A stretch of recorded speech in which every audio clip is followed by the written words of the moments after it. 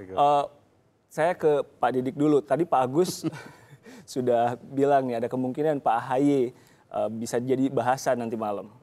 Iya, tentu pertama-tama saya dan kawan-kawan di Demokrat tentu menyambut baik pertemuan dua tokoh bangsa ini.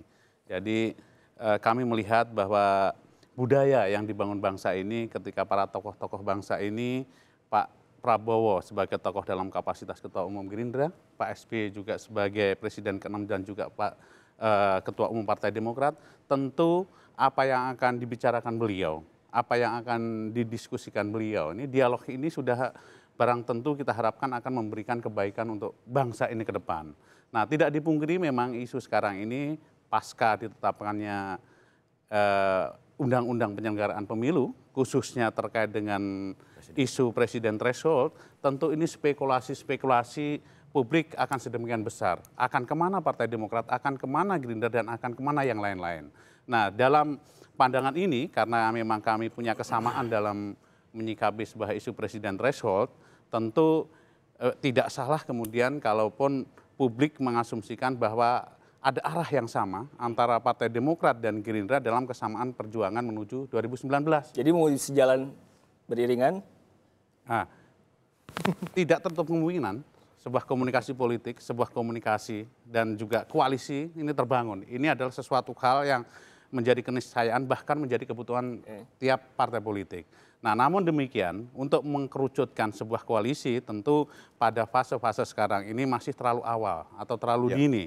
Karena prosesnya masih panjang, perjuangannya masih ada, dan konstelasi politik ini bisa berubah setiap saat. Nah, itu yang tentu kami dari Partai Demokrat menyambut baik, dan ke depannya pasti pembicaraan-pembicaraan, dialog-dialog ini kami juga tidak akan menutup diri, bukan hanya Gerindra, tapi sebagai negarawan Pak SBY akan membuka komunikasi dengan Pak Didik, kenapa saya tanya tadi Pak AHY, karena kan Pak SBY jelas bilang Demokrat akan mengusung capres atau cawapres.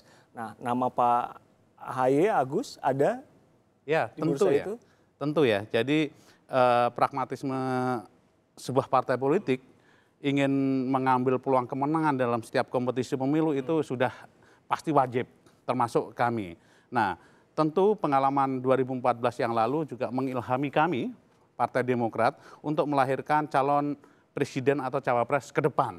Apalagi kemudian bicara keserentakan pemilu antara pemilu legislatif dan pemilu presiden ini tidak terlepas bagaimana kuatil efek positif dari calon presiden atau calon wakil presiden ini pasti akan mempengaruhi hasil pileg. Itu yang kami yakini. Sehingga standing kami di Partai Demokrat hampir dipastikan kami harus mengusung calon presiden atau calon wakil presiden. Nah, dalam konteks itu tentu untuk menentukan atau mengerucutkan sebuah calon prosesnya masih panjang karena ukurannya juga harus sangat terukur, kemudian bagaimana publik merespon calon kita, kemudian bagaimana publik juga memberikan pandangan dan akseptabilitas terhadap calon, ini yang paling penting. Bukan persoalan siapa yang akan dicalonkan, tapi kemudian kita memberikan ruang sebesar-besarnya kepada kader Partai Demokrat untuk berbagi dengan rakyat gagasan, ide, termasuk Pak AHY, termasuk Pak Asa. Baiklah, Mas Dato, ini kan apa yang bisa kita baca dengan jelas dari pertemuan Pak SBY dengan Pak Prabowo?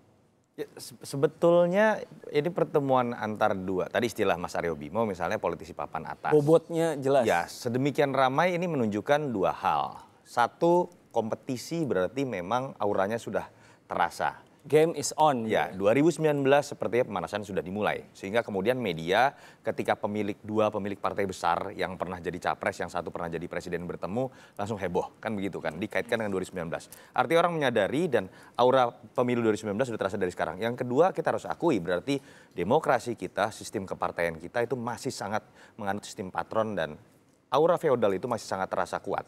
Sehingga seakan-akan semua pengambilan keputusan strategis akan selesai bukan melalui kompromi dari banyak aktor-aktor di dalamnya, tapi cukup pemilik partai bertemu selesai. Itu, okay. Ini harus diakui. Ketika Jokowi bertemu Prabowo, ketika Jokowi bertemu Pak SBY, ketika orang berharap Megawati bertemu dengan SBY misalnya. Jadi seakan-akan memang permasalahan bangsa hanya selesai di tangan beberapa orang saja. Ini harus diakui. Itu ironisnya menurut saya. Nah, terkait dengan apa yang terjadi sekarang tidak bisa dipisahkan. Ini kan terjadi pasca pengesahan undang-undang yang sangat terkait dengan hajat hidup dari aktor partai. Ujungnya perebutan kekuasaan. Perebutan kekuasaan tertinggi adalah perebutan kekuasaan di level eksekutif presiden. Dan tadi Mas Didi sudah mengatakan untuk 2019 ada hal yang berbeda. Suara partai ketika pemilu diadakan berbarengan akan sangat bergantung kepada siapa yang jadi calon presidennya. Siapa yang punya calon presiden bagus, dia akan mendapatkan limpahan suara juga di pemilu legislatif. Saya bisa mengerti ketar-ketir partai seperti Gerindra dan PKS yang misalnya di awal-awal sudah menyatakan akan mengusung Prabowo, suaranya digabung tidak mencapai angka 20%, 25%. Apalagi Demokrat misalnya, yang seakan-akan sekarang dengan istilah penyeimbang itu kan berdiri sendiri. Dan nggak bisa maju juga. Hidup mati mereka adalah ketika presidensial threshold 0, kira-kira kan seperti itu. Sehingga tidak mengagetkan kalau kemudian dalam kebuntuan logika matematika seperti itu, ketiga partai ini kemudian seakan-akan sekarang berada dalam satu kubu, ditambah ada energi baru dari PAN. Karena kalau Pak Jokowi ibaratnya sudah aman lah ya, ada walaupun asumsi itu menurut saya tidak bisa dinyatakan absolut. Karena kita tahu dalam 2 tahun, apalagi dalam konteks pencalonan, sangat mungkin cair. Dan sejarah kita selalu memperlihatkan dalam pilkada yang strategis dan pemilu nasional, masa injury time itu masa yang lebih penting. Saya ke Pak Didi sebentar, tapi Mas Toto kalau nanti malam nih apakah sudah akan mulai mengerucut ke nama? Kalau menurut Anda atau cuma prolognya? Saya pikir tidak mungkin semudah itu. Kita sudah mendengar bagaimana kemarin juga teman-teman media saya pikir cukup mengetahui di level pilkada DKI saja sempat ada komunikasi yang intens dari Gerindra, dari Pak Prabowo dengan Pak SBY. Yang kita tahu pada titik-titik terakhir itu tidak bertemu. Sehingga kemudian muncullah Anies Sandi dengan kemudian AHY Silvi. Artinya sulit kita berharap atau kemudian membayangkan pertemuan nanti malam itu kemudian bisa mengkerucut pada koalisi yang kemudian bisa dibaca di 2019, apalagi kemudian menempatkan nama yang sudah ramai di sosmed, langsung orang berbicara mengenai Prabowo dengan AHY misalnya. Apalagi kita tahu karakter terutama Pak SBY ya, pemain politik yang menurut saya sangat luas. Sampai detik ini pun kalau kita coba lihat sikap beliau dari pemilu 2014, bahkan ketika besannya sendiri maju, ketika kemudian terbentuk partai oposisi dengan partai pro pemerintah, sampai dalam isu-isu strategis, sampai detik ini Demokrat dan Pak SBY mengatakan dirinya partai penyeimbang. Begitu Mas Didi? Ya, tentu setiap partai politik punya sikap dan standing tersendiri dalam menyikapi isu politik dan di dalam melakukan check and balances terkait dengan pemerintahan yang ada sekarang. Posisi Partai Demokrat sebagai penyeimbang tentu didasarkan kepada rasionalitas berpikir bagaimana latar belakang Pak SBY memimpin negara ini 2 kali dan juga didasarkan kemudian bagaimana juga kemudian dalam tanda kutip partai-partai yang tidak berkoalisi dengan pemerintah melakukan check and balances. Dan realitasnya sekarang mesti bergabung. Dan tentu dalam konteks pengalaman inilah kemudian Pak SBY menjatuhkan pilihan kepada penyeimbang, artinya kita harus tetap konstruktif dan objektif melihat persoalan yang bertumpu kepada kepentingan bangsa. Nah, saat sekarang tentu ini menjadi menarik ketika kemudian konstelasi politik, spekulasi yang muncul ini kemudian mengkerucut kepada nama Pak Prabowo dan AHY, tapi lagi-lagi bahwa dalam jangka waktu ke depan ini, 2 tahun menjelang Pilpres ini, apapun bisa terjadi. Kemungkinan bisa terbuka. Katanya di politik kan everything possible gitu ya. Maksud dengan Jokowi, maksudnya begitu, bukan tidak mungkin kan. Harapan luas tadi ya.